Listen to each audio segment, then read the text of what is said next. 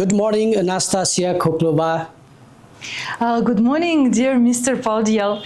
How are you doing today? I'm very happy and grateful to DPRI Online Media Platform for the interest towards Russian House in Kathmandu and for the initiative to cover our activities and to avail Nepali general public to learn more of what we do here in Kathmandu. Thank you very much for this opportunity. First, let's kickstart our conversation with a very fundamental question. For those who know very little about Russian House in Kathmandu or know, in fact, nothing about Russian House in Kathmandu, how would you like to introduce them? Let us start from the beginning. Actually, Russian House in Kathmandu have been here since 1979. So I believe among the educated layers of Nepali society, there are both representatives of senior generation and of the youngsters who know well about Russian House in Kathmandu. We have been here previously a little bit in a different place, at a different building, but in this very building, built specially for the purpose to become the Russian House in Kathmandu, we are situated since 1993. So for several decades, we have been here bringing closer our two nations in regards of promotion, educational cooperation, cultural cooperation, bringing closer to Nepali readers Russian literature, availing Nepali students to go to Russia on state scholarships for their higher studies, and in general arranging many cultural and educational events together with our Nepali partners. So can I say primarily the RHK, that is Russian House in Kathmandu, serves as a cultural embassy and information hub here in Kathmandu. Am I true? Yes, you are absolutely right. And moreover, officially, we are the cultural section of the Russian embassy. So we are here and to represent the Russian state policy in regards of education, culture, and science. And though we are officially part of the embassy, we are much more open because our library, our cinema hall, our language classes are completely open for general Nepali public to come. How strong and deep is the cultural connections between Nepal and Russia, since the two nations share camaraderie of 70 plus years starting from 1956 AD? Yes, you're absolutely correct. This year is very special for us because we celebrate the 70th anniversary of diplomatic relationship. And during these 7 decades, much has been done in all regards. For example, starting from 1960s, Russia, then Soviet Union, offered a lot of scholarships to Nepali students to go and get their higher diploma in medicine, in engineering, in civil construction, and many other fields of knowledge which were very valuable and important to develop Nepal economics. And thus, these days we have over 5,000 of Russian and Soviet alumni here who are very well organized into a community and club of Nepali elite called Mitrakunj, the club of friends, and who are continuously supporting the community needs and very much contributing into developing all spheres of Nepali economics. Do you think this relationship and deep cultural connection is heading towards the right direction, that what we are expecting? Definitely it is so, though we have to adjust to the modernity because what we have been doing throughout the years is now a little bit not enough, though we have a very good background here. We have golden assets. These days, the situation in the world and the availability of information, with the development of internet and social webs, have made the world different. And it is not enough to continue with what we have been doing throughout the years. We need to do something else. We need to reply the demands of the younger generation, so that what we do is what they need. And that is why we are here, and we are here to listen to the demands of Nepali people who are interested in developing cooperation and learning more about not only Russia, but the opportunities of the world and the heritage of the world in regards of culture, literature, and education, first of all, and thus to bring it closer and to do what we can on our behalf to avail our Nepali friends, and mostly, of course, the representatives of the younger generation, to become the not only decent but also very much prosperous members of the community, to bring your beautiful country to the beautiful future it deserves. In a personal note or in a professional front, both, what similarities and differences do you find between Nepali art, culture, literature, education and science to say about with Russia? Do you find any kind of similarities or like differences are there? A lot of differences. It might sound strange, but there are definitely much more similarities than differences. Though Russia is a big country, somehow far away from Nepal, nevertheless, there is one important trait which makes us very much close and similar to each other, is the diversity, cultural diversity, which is somehow being preserved within one huge country, and being preserved peacefully with respect towards each and every nation and indigenous nation with its own culture and language. And this thing is being observed both in Nepal and in Russia at a similar extent, with respect towards each nation comprising the huge federation. So like with the case with the Russian Federation, it is the country of over 80 unities with many nations and languages. Each and every of them is very much different from the other, but they are somehow united by the Russian language and by the feeling of being Russian, by the pride of being Russian. And thus, though we are also a multi-religious country, multicultural country, we still preserve this unity, and we feel strong in this unity. And the same I can observe here in Nepal, with very many different indigenous cultures, with Madhesi and Tamang and Gurung and Nivari people representing the majority of Kathmandu Valley, all united together at the same time, preserving their own traditions, their own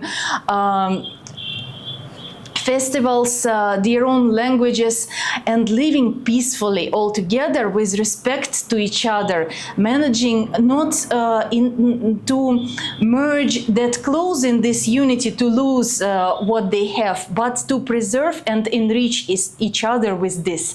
And that gives really very gratifying feeling that we have the same mindset, the same approach towards the sovereignty and this unity in diversity. It is very great to know that Russia also has a cultural, religious, and traditional diversity, but yet it protects, respects the cultural tolerance, religious tolerance, and sovereignty of different people and cultures. It was great knowing that. Could you elaborate a bit more? Because Nepal also has a very rich cultural, traditional, religious diversity, yet people in Nepal are united, in a strong, single bond. it was great knowing that Russia also has this kind of cultural and religious diversity living as a single nation. Plus, I would also like to know, are there any marked differences between Nepal and Russia in terms of culture, religion, science, and education? No, of course, there are some differences towards attitude to life and to people, which are somehow connected to the major philosophy and religions of the country, because Russian major religion is Orthodox Christianity, Islam, so Muslim religion, and Buddhism. Those three are represented at large. And Nepal has little of Christianity, especially almost no Orthodox, definitely. Being a Hindu and Buddhist state, it of course has a sort of different attitude to some basics of life in regards of human belief towards what is happening to a human being after death, how it is all going to develop, and these things are making the milestones and, so to say, creating the background for the people to create the ties within the community. So that is why, of course, there is some difference. If Nepali people goes to Russia, they feel that it is much different from what they had here in Nepal. And when my compatriots Russians come to Nepal, they get fascinated because Nepal differs, really differs much from Russia in regards of what you see. But nevertheless, there are so to say, things which differ us and things which unite us. And to my mind, this all makes us somehow closer to each other, because we have something to learn from each other, and something which we find already similar, which makes us closer and avail us of this learning process. Also, as an individual, what I observe is Russian art, culture, science has a long and rich history compared to Nepal, because like it's a very developed country, nation, and it has a long and rich history. Nepal also does have, but in comparison, Russia has an even longer and richer cultural and educational or scientific researches, I believe. What do you have to say about this? That is true, and there are, of course, some historical reasons towards this, because Russia has always been not only a huge country, but country open from its borders, and there were many historical events which somehow invested into creating the modern Russia, its image and its people and its way of life. And Nepal used to be a mostly closed country due to this geographical position, being uniquely situated, surrounded by the highest in the world Himalayan mountains. And only not that long ago, less than a century ago, it was open to the world, due to the road constructions and due to development of the infrastructure. And of course, this somehow could not help but influence how Nepal developed in the means of the world civilization, and how much it was involved into the processes of the modern world. But definitely these days Nepal is as much vibrantly participating in all processes in the world as Russia or any other sovereign state does. Okay, we'll delve into that later. Now let's come back to RHK, that is Russian House in Kathmandu. What sort of support, like financial, technical, material, does RHK provide here in Nepal? And I'd like to add, what sort of and with how many organizations in Nepal are we having current collaborations with? Also, how have been the outcomes?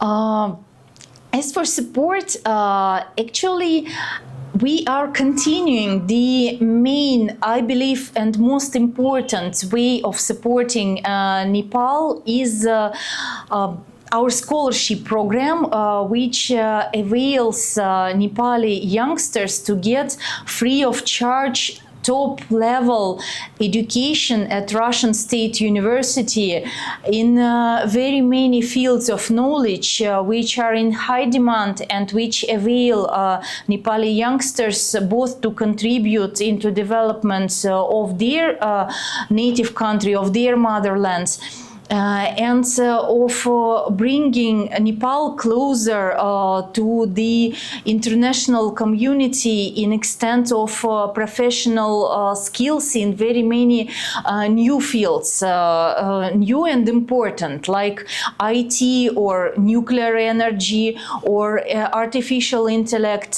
So these things are important to my mind, and that is probably the main field of contribution which Russia provides to Nepal these days free of charge. Besides, we are here with the minor sort of support, like Russian language classes, our well-equipped library, the drama classes and music classes. The art school is also soon to open at the premises of Russian House, so that we can educate Nepali youngsters and make them learn something besides what is available on their smartphones, because we would like to, so to say, create some point of contact, point of balance for the youngsters who are interested not only in online activities but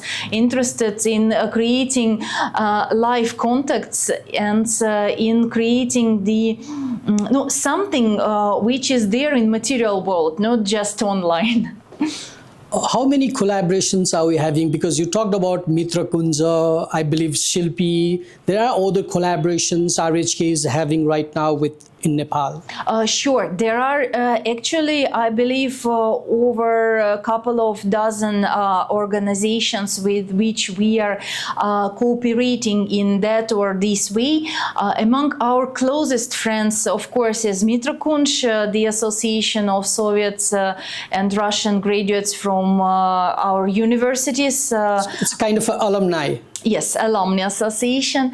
Also, we cooperate closely with such bilateral organizations as Nepal-Russia Friendship and Culture Association, Nepal-Russia Literary Association, and others, but those are not only which are close to us, which are bilateral. We also are in good touch with Nepal Academy of Science and Technology, with ICOM, which is in the International Council of Museums representative office in Nepal, with Nepali, of course, one of our, we have not been cooperating for that long time, but that is one of our most vibrant and promising and the closest partners for now is Nepal Films and Culture Association, Films and Culture Academy, with which we are jointly organizing just next week the Russian Film Days in the framework of Nepal International Film Festival, which Russian House is proudly being one of the 5 official venues. How have been the outcomes? Because on a timely basis, you review the relationship or the partnership or the collaborations that is being continued since long. Have they given the expected outcomes that the RHK is expecting out of these collaborations? We have here a very well-established network of partners, not only those which I have mentioned, but also schools and universities, which are supporting us continuously and to which we are going to present some films and lectures and arrange roundtables. Also, the school children, the university children, college children come to us, to our premises, to learn more, and this sort of cooperation is developing gradually. Of course, To my mind, we have much more which could be achieved, because these days Russian language is not there on the curricula of any of these organizations, and that is something which we have to make up for, because we have Russian language classes here at the Russian House. We also used to have it long ago at some of the schools and universities. These days we arrange only short-term courses at the premises of our partner schools, but to my mind we have to develop this field, and we have to pay more attention to this field of cooperation, because language is the vehicle of culture, and if people learn language, it avails them of many vast opportunities of going to the country of the language origin, of reading and watching a great lot of content which is available only in that language. You pointed out a very important thing, that language is the main entry point. So how do we enrich Russian language? How do we make Russian language popular here in Nepal? What sort of initiation RUHK has to do with government agencies in Nepal and other stakeholders, so that it becomes a part of a curriculum and it becomes even more popular in the days to come? Oh, that is a tricky question. Actually, it is too early for us to search for governmental support in this regard, because we lack teachers. We do lack professional Russian language teachers here in Nepal. We have few, and they are all busy with the activities of RHK, and we are very much longing for having here with us more Russian language teachers. We do hope that some of the youngsters who go to studies, to higher studies to Russia, choose linguistics as their specialty, learn Russian language to the extent where they can teach Russian language professionally. That would avail us of this young generation of Russian language teachers, because our Mitrokunch partners who do speak Russian, who spend a lot of time, many years learning it in Russia or in Soviet Union, they help us much. But that is not enough, and that is the resources which we still have to develop before we introduce the suggestion to somehow include Russian language to the curricula of some of the Nepali educational organizations. Okay, besides these organizations that we are having collaborations with, what sort of relation does RUHK share with the government of Nepal, different levels of government of Nepal? Of course, we have the support of the state organizations of Nepal, like collaborating in library sector with the municipality of Kathmandu, with the academies which I have mentioned, like Nepal Film and Culture Academy, Academy of Science and Technologies, Nepal Academy. Their chancellors, vice chancellors and professors of these academies are participating in our talk programs, in exchange programs. And in general, we feel the support, and we reply the demands, if any, on behalf of the Nepali government. As well, we do invite and inform the officials who are in charge of this culture and education sector of our activities. In general, we do have this support. We also hope that the new cabinet, which is going to be formed after the latest election, will be favorable towards our activities, so that we could continue and extend our activities furthermore with the support of the new cabinet as well. There is a separate ministry also, Ministry of Culture, Tourism and Civil Aviation, which looks after this relationship also. And then there are other ministries like education that you're working with, science and technology and stuff like that. So these kind of government ministries, and you talked about the new government will work in tandem with the Russian House in Kathmandu to flourish and promote bilateral ties, I think, cultural ties. We do hope so. It used to be that way. It is being that now, though there has been some short gap due to the political situation. These days, we are very much optimistic towards the re-establishing the ties, because we have been, of course, in touch with the ministries at the general level. But as for the administration, the higher administration, the ministries and the ministers. Of course, we are hopefully looking forward to enhancing our cooperation in the nearest future. How easy or difficult is Russian language for a Nepali, since you hear a lot of response from Nepalis, and every year how many Nepalis learn Russian language or master to some extent? How many Nepalis master the art of Russian language statistically?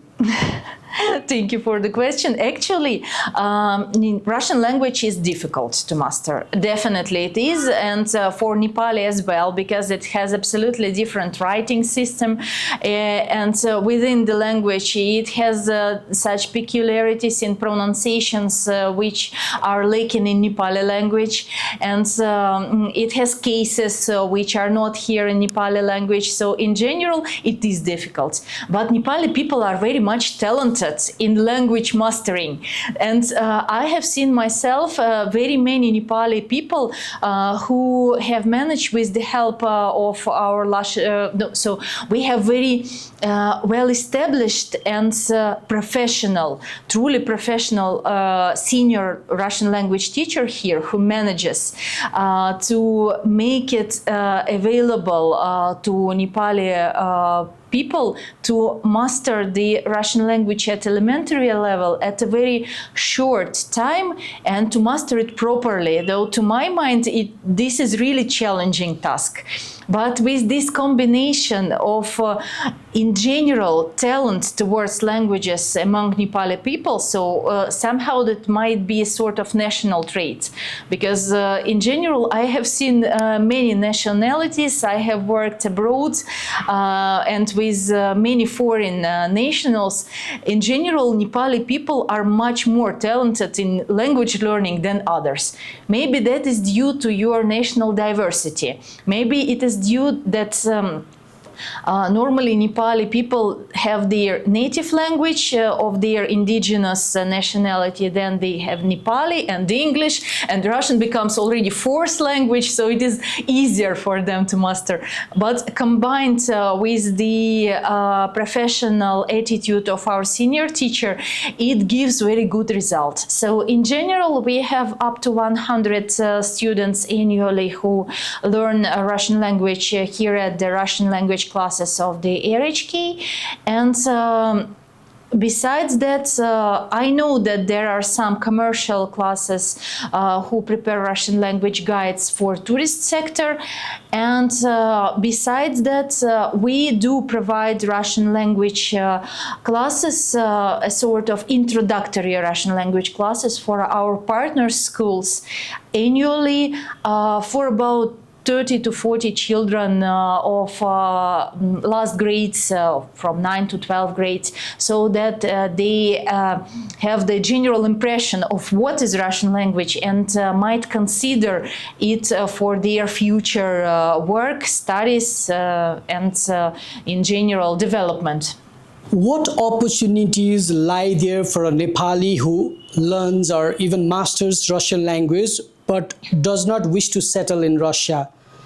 And same with the Russian culture, art and literature. If I know a lot, or then there might be level like basic, intermediary and like standard level, what opportunities lie there for me?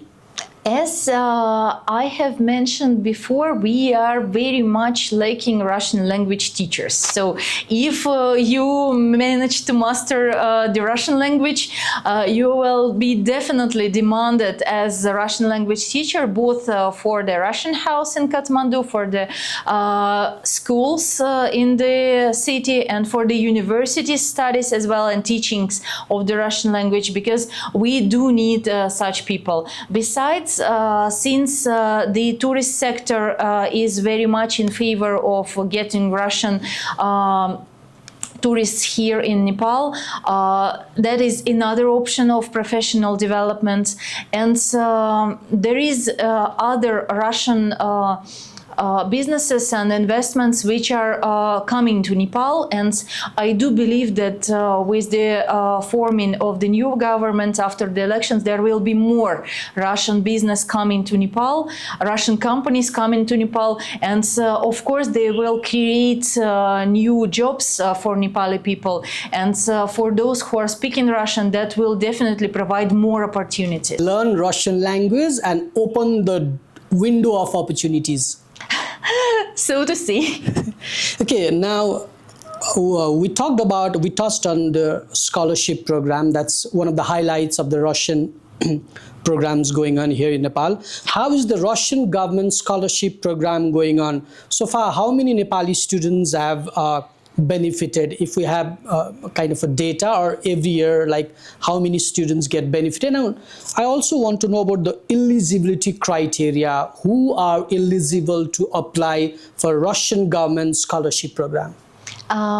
Thank you for the question. Actually, since the program has been implemented since 1960s, we do not have the exact record, because some of the graduates, some of the alumni are already very much senior people, some may have already deceased, but in general it is about 5,000 people who are here in Nepal, who have graduated from Russian or Soviet universities, and who are contributing or have contributed to the Nepali economics. Also, we are sending to Russia on the state scholarship quota about 60 plus people per year. The state scholarship quota is 40 places, but since the demand is high, we normally get at least 20 places extra, so at least 50% of the quota extra, because there are many Nepali applicants with high results. The main demand for us to make the candidate eligible for a scholarship is his motivation to get higher studies and to return to Nepal to serve the country and its development, to contribute into the country's development. Because this program, this Russian State Scholarship Program, was originally invented in the Soviet Union to help countries develop their human resources. And we are absolutely not interested in brain draining your youngsters, in taking your people to stay in Russia and to work for Russia. That is not our aim, not our goal. We give them visa only to get their higher studies, get their diploma, and then they are aimed to return here and to serve your country. And for us, it is also important that they have seen Russia by themselves, they learned Russian, they can speak the language, and they can help to continue developing the relations and the cooperation with Russia in many fields. Of course, first of all, in the field of the knowledge of their diploma, of their degree, but in general, those are people who know Russia from inside.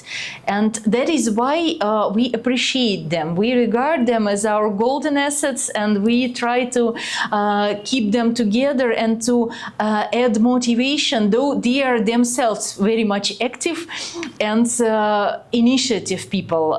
This Mitrakunch community has over 1,000 of active members. They issue a directory of members and they arrange very many social activities every year, like volunteer health camp, for example, which fascinates me very much and which I'm very much grateful to the alumni community and proud that this initiative of theirs is of high demand here in Nepal, because those are doctors of some very special fields of knowledge which are very rare and difficult to get to, and very expensive to get to. And they annually arrange this health camp free of charge for general Nepali public. They normally do it at some school premises to make it possible for anyone to come and to get a professional consultancy of doctor, and they regard it as their contribution to the social welfare of the community. I'm proud that these people are our alumni. Okay, but one of the mandatories is those who are willing to study in a scholarship program must return Nepal. They not actually. That is something which we are eager to support and which we are aimed at. But it's not mandatory. We can't control it. They are free people. They are citizens of different country. They can go wherever and whenever they would like to. Some of they stay in Russia and become the members of NRN, so Nepali non-residents. Some of them go to third countries. We do not press of them, or we cannot somehow control it, but we try to motivate them. We try to motivate them at the even at the level of the interview, when we interview people to whom we give the scholarship. We try to choose those who are patriots of their country and who are eager to serve Nepal, who are not going to get Russian higher degree and then move to Australia, Malaysia, Canada, whatsoever, because we are interested in maintaining this general original purpose of scholarship program of developing human resources of our friendly countries.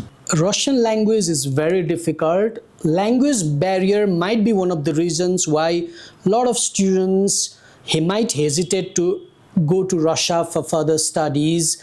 And when we see the trend of Nepali youth migrating to other countries for studies, higher studies, not permanent migration I'm talking about, why Russia doesn't come at the top priority? Because Australia, America, Canada and other countries do come to the priority list. Why does Russia not come at the top priority? As you have mentioned, the language must be the main barrier here, because most of the students who are going to those countries which you have mentioned now are going there on contract basis, so on paid basis. And of course they want to save resources, they want to save funds, and since they already speak English, it is much easier for them to save another year of mastering the language and to save the resources, to save the money for their family. That is why for going on paid or contract basis, of course, they do prefer the countries which provide the higher degree in English medium. But for those who would like to get the scholarship, the state quota, who don't have that much money but have motivation and are eager to learn the language, since this additional year which is aimed at learning the language is also covered by the scholarship. So these people, they prefer to go to Russia. I do believe that we can get more scholarships if the demand is higher. So gradually it is growing, and we are working at it. And one of my aims is now to try to get people, at least a couple of students annually, who would go eagerly to learn linguistics to be able, after they complete their bachelor or master degree, to return to Nepal and become teachers of the Russian language. So it's in literature, I believe those who are willing to take up linguistic as their main subject learn Russian language and culture, return Nepal and serve here. Yes, and I am absolutely sure that they will be provided with good job opportunities, because they are in demand here at RHK, they are in demand at schools and at universities, and in general this knowledge allows people to get a well-established job, which here in Nepal is of high demand. So it's a very golden kind of opportunity for the students who are admitted in arts faculty and want to take literature and linguistics in Russia. They will have a very golden opportunity, come back here and have a very good job opportunity, because the demand is soaring also. Sure, that is true. That is true. I had recently read a news regarding a stakeholders meeting at the RHK that came up with a plan to prepare a proposal on establishing a Russian language speaking club and all those. Could you talk about it a bit more? Sure. As it is actually, no, there are two initiatives about Russian language speaking clubs. One is for the senior community, one is for the youngsters.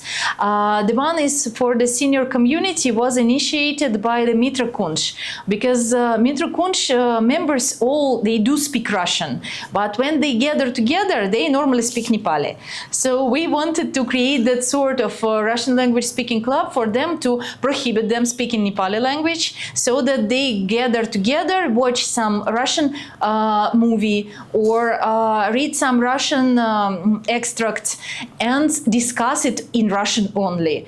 I believe it would be also good to introduce some fines for those who do not speak Russian at these meetings. That's very great. I remember one thing in our school days in Nepal, what happens, even it happens at present also.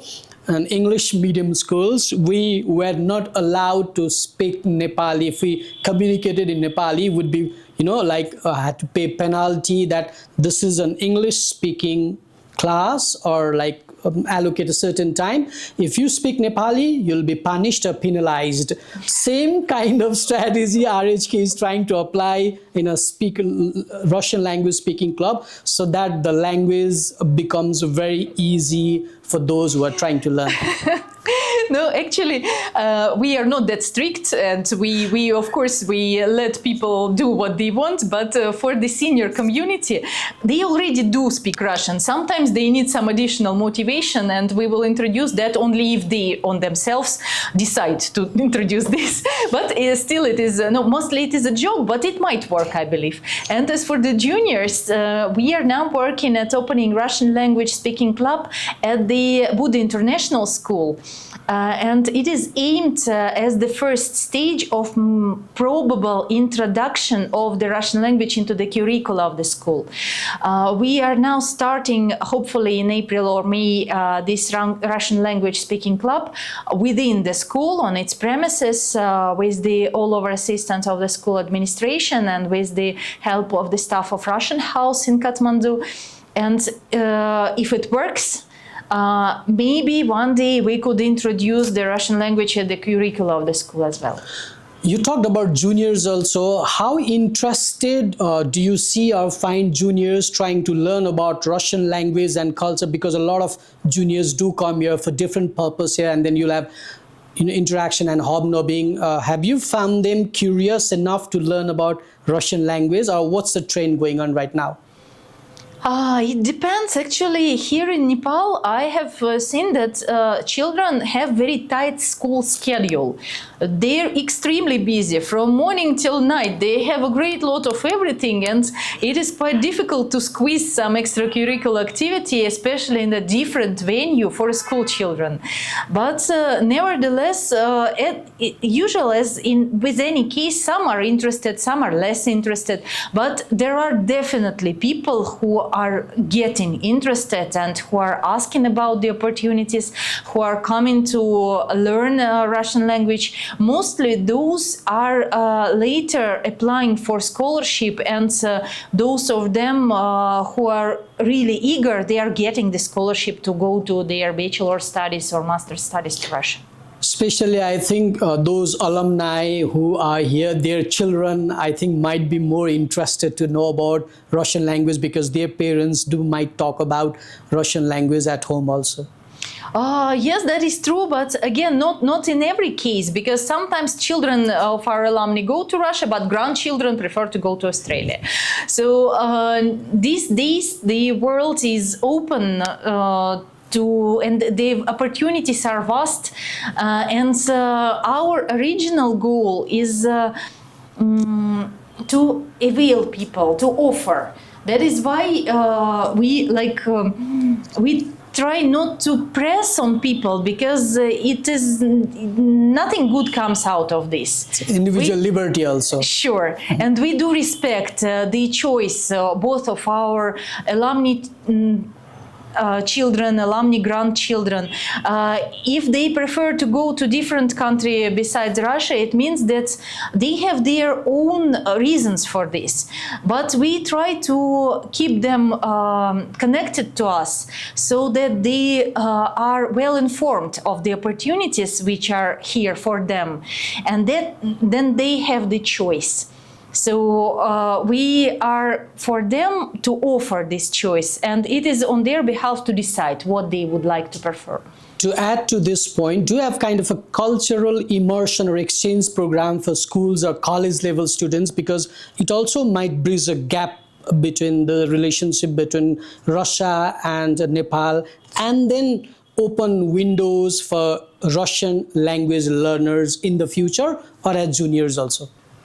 That is the way you are talking about, but exactly vice versa. So first you have to open the window, and then the exchange might appear, because there is absolutely no use to bring here children who do not speak Nepali or do not speak English, and to take Nepali children who do not speak Russian to Russia, because in general they will not understand each other. So first we have to start the language studies, then we have to somehow introduce the exchange, and we are trying to find ways to somehow avoid or at least minimize the use of English language, because these days somehow, due to the colonial past, English has become a sort of lingua franca for the whole world. Exactly. But if and when we can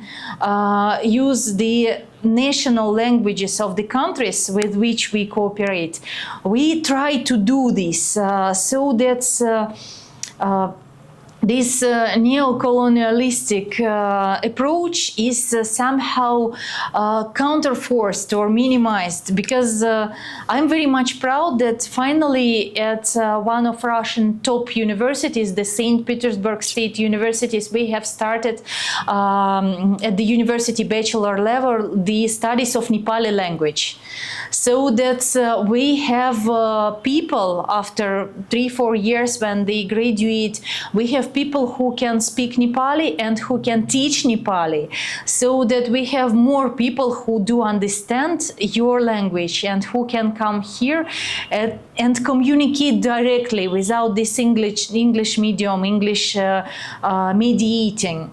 And I wish one day we can reintroduce the practice of studying of teaching the Russian language here at Nepali universities, which used to be here before, but these days, unfortunately, Russian is not being taught at Nepali universities. We are working on reintroducing it. I know it's very popular, but how popular is Russian language in the world? Because in Nepal also it's growing, but in terms of the global scenario, how popular it is?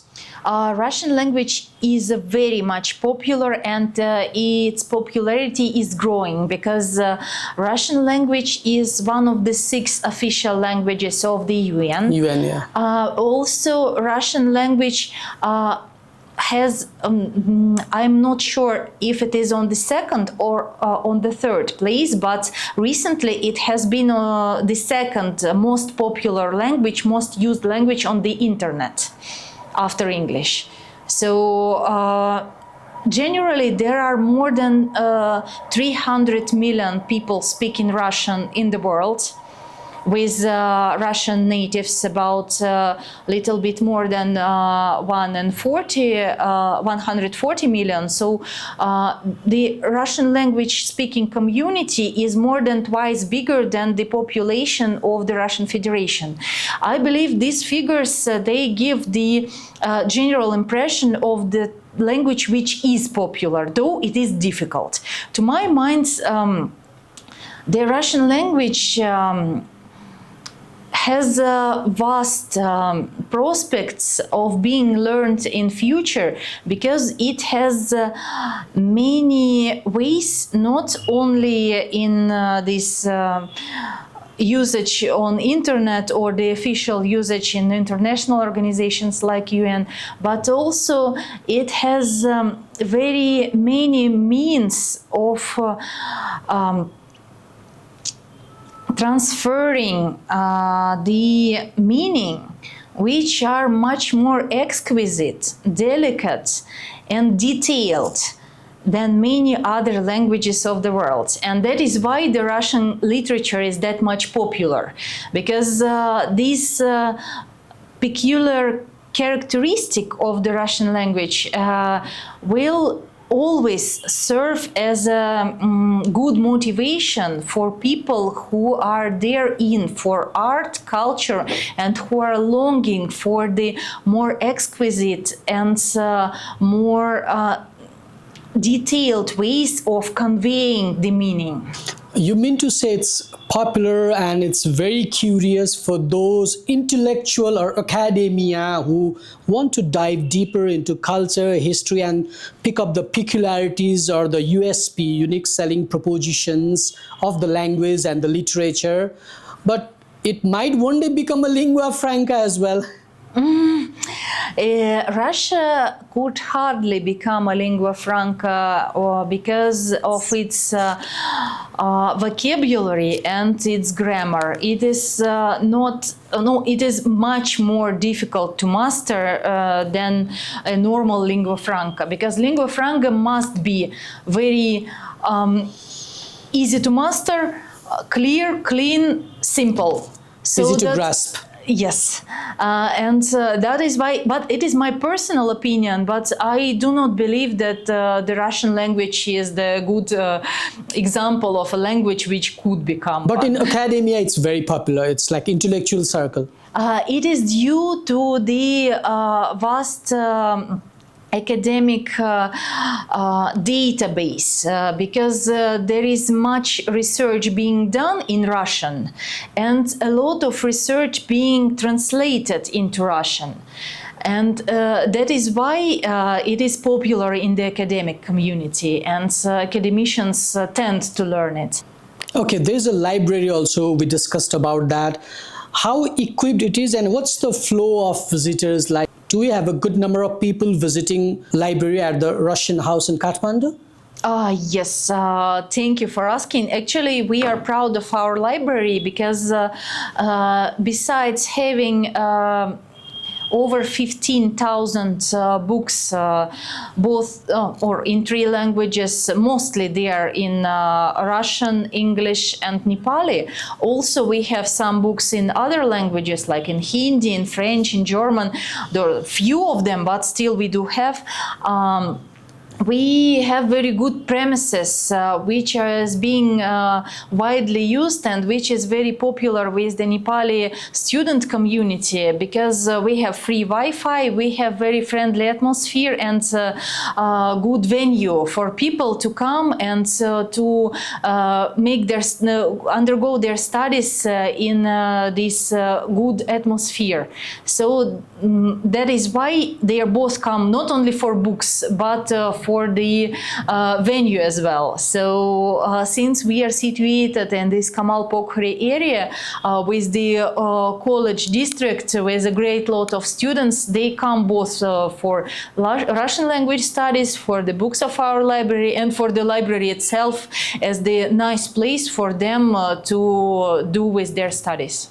Is it there's a certain charge for that, or it's free of cost? There is nominal charge. Actually, it makes 1,200 rupees per year, so it makes about if you divide it by 12, about 100 rupees per month. So that is. I need to grab the membership. Yes, you have to bring your photo and to give details and to grab the membership. I pay 1,200, become a member for a year, and then I can enjoy the resources here. Sure, you do, and with whatever is available, it is all yours. So we have free Wi-Fi, some hot and cold water, some washroom. The general activities of Russian House is also available for you, meaning our exhibitions and film shows. So, if this kind of programs are going on, I can even participate. Definitely, those are open for everybody. You cannot, do not even to become a member of our library or Russian House. You can just come. Any stranger who passes by RHK can enter and then participate in the ongoing programs. No, he has to give a sort of explanation to our security, which is quite strict, why he is interested. But if he comes for with a valid reason. No, definitely. If he is interested in our activities, he is most welcome. Okay. Now, what sort of suggestions, advice, or grievances do you widely receive from Nepalis who happen to knock the door at the RHK?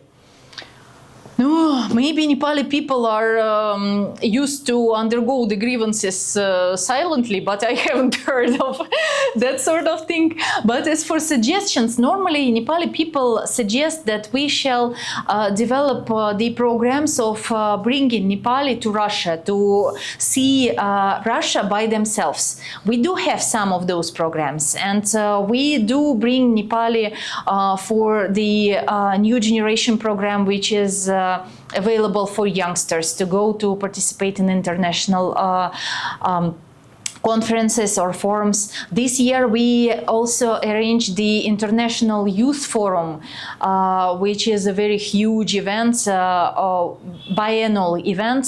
We had it in 2024 in Sochi. This year we have it in the capital of Siberia in Yekaterinburg, and we are also expecting quite vast delegation from Nepal to go to visit it.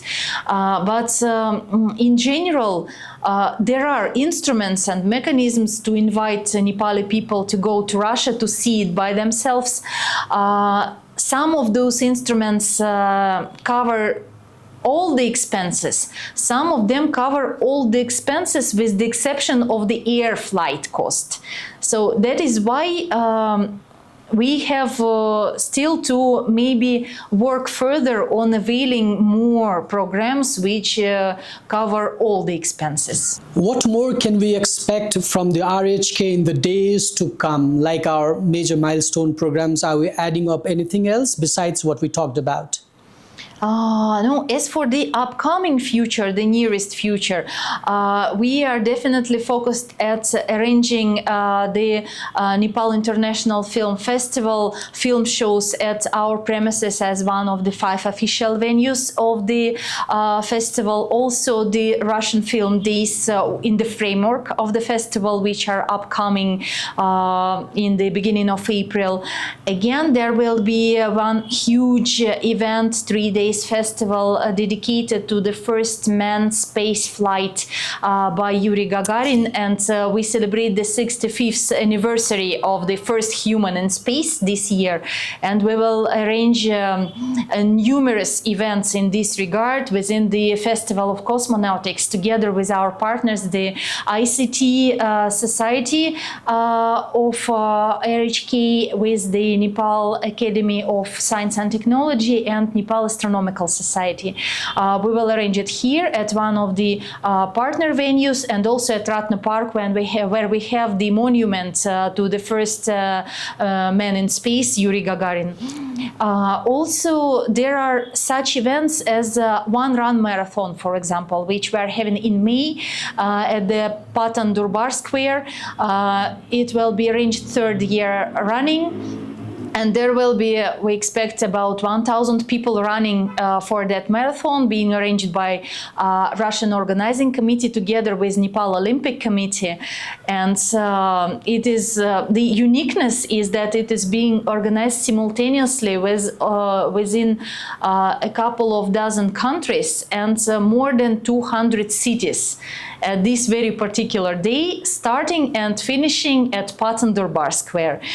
We will also arrange some cultural support to this event with some exhibition and art workshop, because it coincides with the day of Slavic alphabet, of Slavic culture and writing.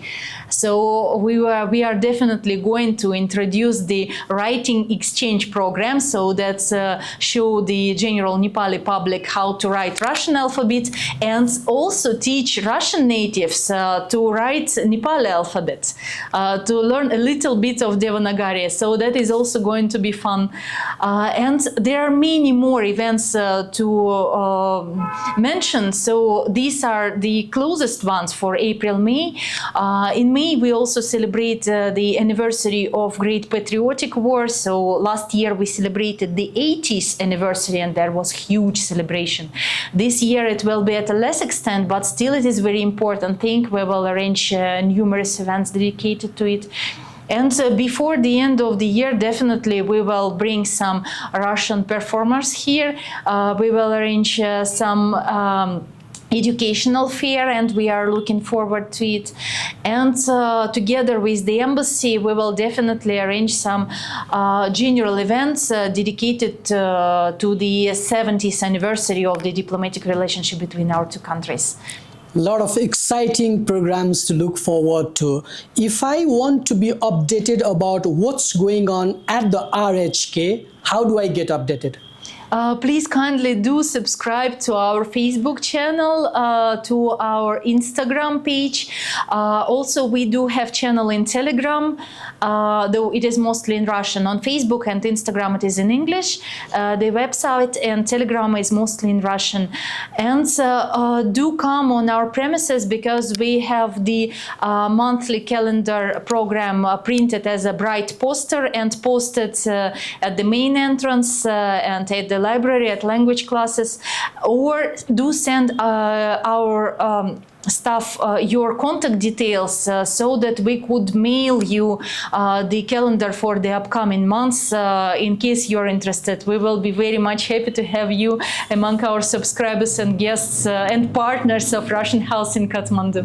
Okay, now I'm done with the professional front, but now I would also like to delve into some personal front also. How long have you been in this position, and how long is your tenure here? I have been here for a little bit more or less, no, so approximately half a year for now.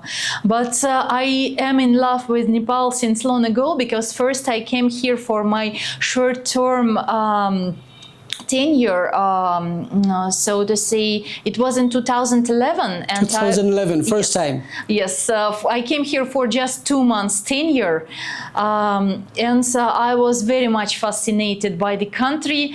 I worked with this particular Russian house at a minor position, and further, I came here for 1 year in 2012, 2013. I was here again for 1 year. Then I got transferred to Delhi, to India. But I promised myself that one day I will return as director of this Russian house in Kathmandu. And when did it materialize? In which year?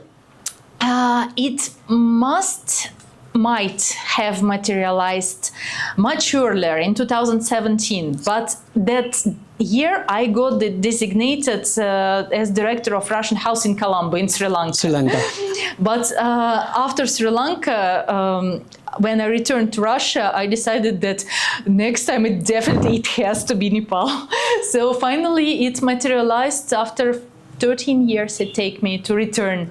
But I'm very much happy to finally have done this, because I'm now more mature and I'm more experienced, because I have already served as director of Russian House in Colombo, and I know how and what we can do here.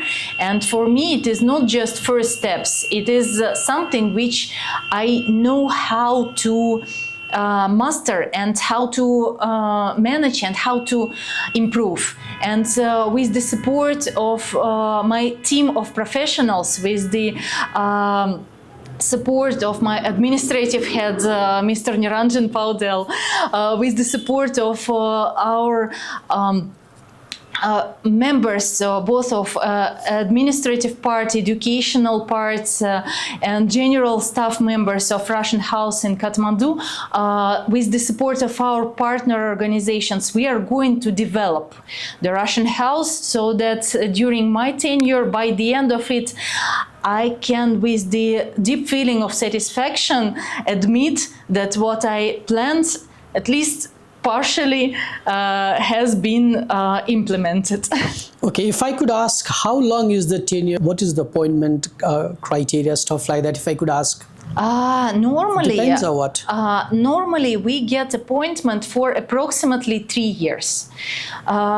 It is sometimes extended. It is hardly likely to get extended above 5 years for director of Russian House, but sometimes it does. So for me now, I do hope to stay here for at least 3 years because I have many plans and my team supports these plans. And of course, it takes time to make this all come true. Since it becomes easy for you because you previously had worked in New Delhi also and Colombo, like South Asian region, you might have covered a lot, Nepal also, so it becomes much easier, you know, to get accustomed to the culture, lifestyle and all the things about this nation. And you had previously worked in Nepal also for a short time. The roots go even deeper because I'm not even accustomed. I feel it as my second homeland because first I came to the subcontinent when I was 7 years old together with my parents. I spent 8 years of my childhood in total in India.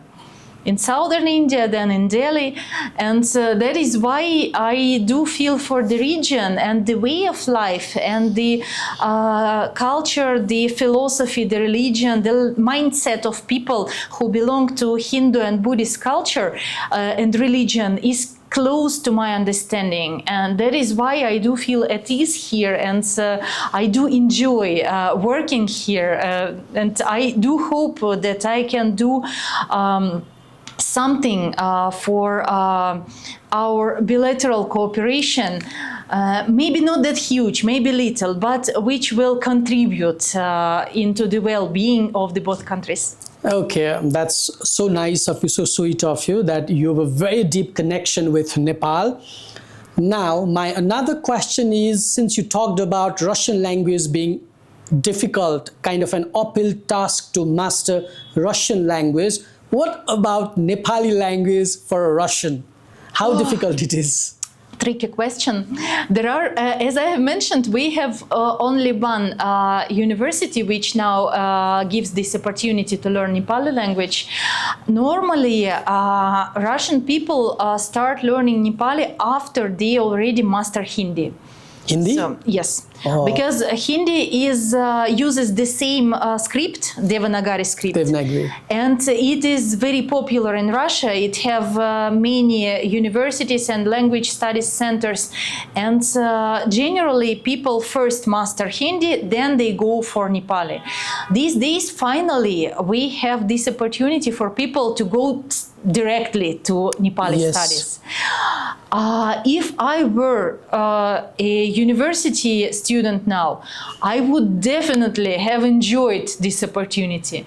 But for me these days, it is a sort of difficult to grab some time and to find some schedule opportunity to start learning Nepali. It is shame on me, definitely. Sorry. No. But I do not speak Nepali. I do understand some words. When there is a flow of Nepali speech, I do understand words, but in general, I lack grammar, and of course, I do need to start learning it properly. If I manage to find this opportunity, maybe one day I start. No, my why I'm putting this question is, you've worked here in Nepal, and then you hear a lot of Nepalis communicating bit by bit, gradually, not in a perfect grammar way, but the words like namaste, basnus, sanchesa, and also we see a lot of ambassadors of various nations speaking Nepali, during festivals, occasions, or the rituals, on YouTube, and then social media also speaking Nepali, wishing in Nepali. We've heard them, we've seen them. So one day, you never know, Anastasia will also wish like any kind of, celebrations or occasions in Nepali. Hopefully it might happen one day. Okay, how much travel have you made in savoring natural and cultural beauty of Nepal? Because you have to, see with your physical eyes and experience the mesmerizing beauty of Nepal. Have you been able to allocate or squeeze some time from your hectic schedule to look around Nepal? The same problem with the schedule persists, but like when I came here this 13 years back for my first tenure, I never managed to go trekking to your beautiful mountains, though I visited Pokhara. I had only 2 or 3 days, so I could hardly go any further besides Sarankot. But I again promised myself that I should go trekking, at least to Annapurna base camp. ABC. And when I returned to Russia, I got my vacation for a couple of weeks. I came to Nepal, and when I was not working here, just as tourist, I visited Nepal and I went to Annapurna base camp, and that was fascinating. That was a lifetime experience, really. Mesmerizing, wonderful, stunning beauty of the mountains, and the diversity of the climate zones, and the friendliness of people, and everything was just like in a dream. So I do remember it with very warm feelings of nostalgia. Some days maybe I can do it again. I hope I can do it within the tenure, but for now it is hardly likely to Really be difficult, so. yeah? No, I can go even. During this half a year, I didn't even go to Pokhara. So I went only to Nagarkot and Dulikhel, once only to Dulikhel, because the road and condition still leaves much to be desired. But to Nagarkot road is good. So several times I went to Nagarkot. It is beautiful. But you have a lot to explore. Nepal offers you a lot of things. Sure. So one day I do believe I can go somehow further, because if you examine the valley and the main points of attraction, still it is very little of Nepal. I do understand this. So maybe one day I can go to the eastern part of the country. Maybe one day I can go to Chitwan. No, hopefully. A lot of things. What interests you a lot about Nepal and Nepali? Major things that attract you, that these are the unique, traits, qualities of Nepali. I have always been intrigued by how Nepali people manage to combine this exquisite, very tiny and beautiful approach towards art. So meaning your wood carving, your pauva and tanka. Stone carving. Yes, stone carving, pauva and tanka painting. Very detailed, precise. How do you manage to combine this with the at large very light and philosophical attitude to life, when in general life Nepali people are taking things I wouldn't say easy, but they are not making a problem out of a tiny thing. So somehow Nepali people manage to approach life in big chunks. So, and this attitude to life avails Nepali people to view the life at large. So not to go deeper into details and everything, but somehow you combine these two polar things in one nation, and preserving the heritage. You also look in future, and your youngsters are representing the so to say, like, I have seen youngsters in many countries, but your youngsters are always at the very top of this wave of young, fresh attitude to life. So somehow these things like history and the forefront of history, like this tiny and precise art and mastery of art, and the general so to say, not tiny, but larger frame, in a bigger picture attitude to life. You somehow managed to combine this all, and this still is an enigma for me. So something tricky, something which I still have to discover and analyze and try to understand, because Nepali people fascinate me as people.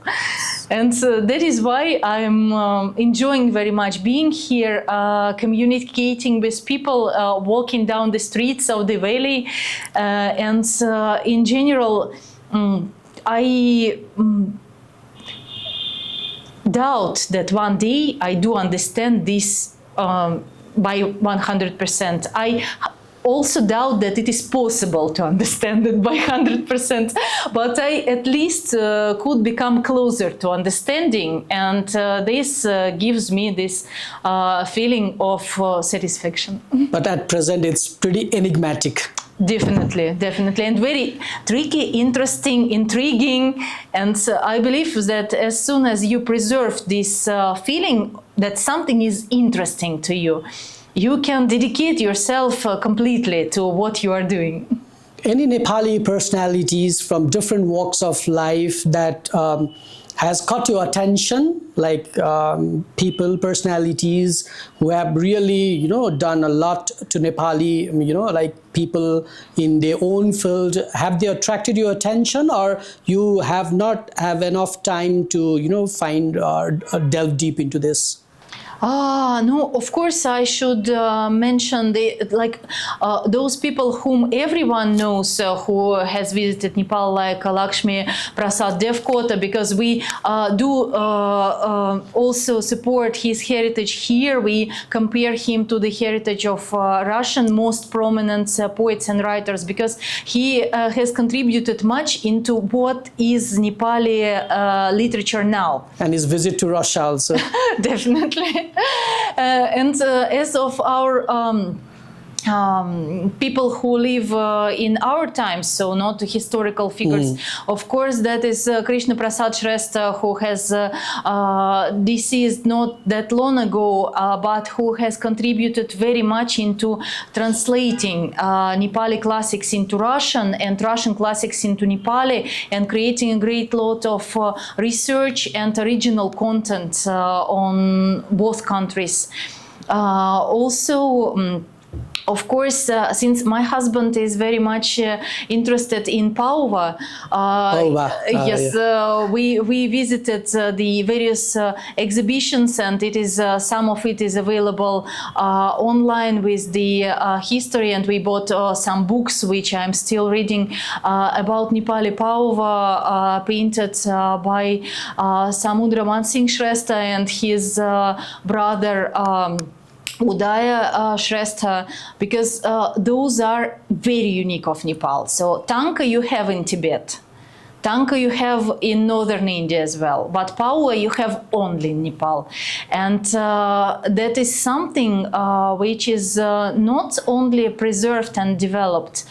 I do love how your youngsters combine it with modern graffiti in these murals. So that is something unique and something which once you see, you cannot forget, and you go on examining, so somehow researching what is it and how it emerged. So that is, of course, also very much interesting. And so, of course, I am aware of your the Guinness book recorder Nirmal Purja, and another lady who is very much feministic, who are very popular in this again literature, but also very much celebrated by women community for her contribution into empowering women of Nepal, Madam Parijat. Parijat, yes. I believe that Nepal's heritage is much more vast, and we still have to bring it closer to Russia, though I'm really happy that these days research of Nepal and Russia is developing, and it is on the rise, and it is gratifying. It gives this gratifying feeling. Okay, great learning this. From personality, let's come to food now. How foodie are you, and how famous is Russian food in Kathmandu, and what's your favorite Nepali cuisine? Momo. Really? Definitely momo. Because every nation has its somehow national dumplings. Dumplings, There is yes. Chinese dumplings, Russian dumplings, also very popular, but momo is something special. And really it is the tastiest dumplings ever. And somehow when you ask about Nepali cuisine, normally people consider takali, but no, there is momo, definitely. For me, it is momo. Do you have a special venue or a place do you always go for momo, or like they play momo from anywhere, kind of? Almost? It is always different, but always somehow very much recognizable Nepali. That is why I love momo everywhere. So sometimes from a very small cafe or street vendor. Street food also. Yes, sometimes at some restaurant, sometimes. So whenever I try it, it is always tasty. So I have never faced a momo which I somehow didn't like. How foodie are you, like in terms of making food, trying different cuisines, preparing at home, or even ordering, but liking food a lot? What's like, or like anything is fine for you? No, I'm not very much picky. My husband is, but I should say I am a foodie, and I do cook myself. I tried to make this momo sauce to make it resemble the Nepali one, and I even managed to do it. But I tried to eat Russian dumplings with it, and at that time when I was not here in Nepal, it gave me that feeling of memories somehow. But of course, if you would like to experience this genuine feeling of national cuisine, you have to taste it at the country of origin. It is absolutely for sure. What about Russian food? What kind of Russian foods is popular here? Like for you and for others, for Nepali or for even expatriates? No, not very much popular, because there used to be one Russian restaurant, Vunjala Moscow, some time ago, but I believe it was closed because of the COVID, or even a bit earlier. So if I feel like having a Russian food, where do I go, or what do I do? Better you come to Russian House in Kathmandu with the initiative to arrange some Russian food festival, or some that would be event, great. or cuisine exchange, for example, Exactly, competition. that's a very, very nice idea that popped up in your mind. It's very, very, a lot of people might be interested. Even I'm very interested to know about Russian cuisine, food, different tests also. It gives a new test for Nepalis as well.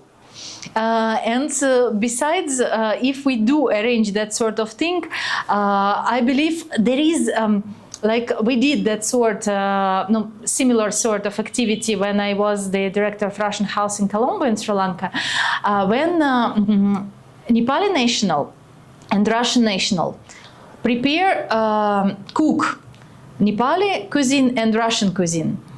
Like if Russian National prepares, cooks Nepali and Russian food, and Nepali National also cooks Nepali and Russian food. And all 4 dishes taste absolutely different. So you Really? could hardly recognize that it is the same. So actually, they, for example, both of them cook one same Nepali dish and one same Russian dish, but out of the same, from the same products, from the same food, from the same vegetables, same whatever. Ingredients. I don't know why. Somehow the nationality matters, the hands of the cook matter, the style of cooking matter, but what we get tastes different. I don't know why. Maybe one day we shall arrange that sort of thing, because it is fun, and it is fun for all the participants and the cooks, and why not? So we Might attract a lot of visitors also, because it becomes, food is something that connects people a lot nowadays, that's it. It has always been connecting people, sure. When you share food with someone, you share the world. Light conversation and even deeper conversation starts from food. That is true. Okay, before we wrap up, anything you'd like to add? And I think I forgot one question. We talked a lot about Nepalis visiting Russian house in Kathmandu and a Nepal-Russia relationship. But what about Russians living here in Kathmandu visiting RHK? Why do they come, or how often do they come? What's the purpose, before we wrap up? And anything you'd like to add also? We do have, thank you for the question, we do have here the Association of Russian Compatriots who live permanently in Nepal or come for a decent part of the year to stay here. They arrange some activities to stick together, to commemorate some Russian festivals and holidays which are important for them, some Christian Orthodox holidays. Hopefully we are having one of such gatherings for Russian Easter, the Orthodox Easter, soon in April. In general, we do support them, but there are very few of them who live here on permanent basis. So that is why that is a sort of a family club, not some vast community. Big gatherings. Yes, yes, no, not that big. Before we wrap up, anything that I forgot to ask and anything you'd like to add up? I would like to thank you again for your interest. I would like to wish Dipri Media platform the well-being. Alongside, I would like, of course, to use this opportunity to extend my sincere and most warm greetings to your subscribers and to the Nepali people at large, wishing them prosperity, good health, and the bright future for your country, which definitely deserves it. Thank you very much. It was really nice talking to you. I appreciate your time. Thank you very much. Thank you. Namaste.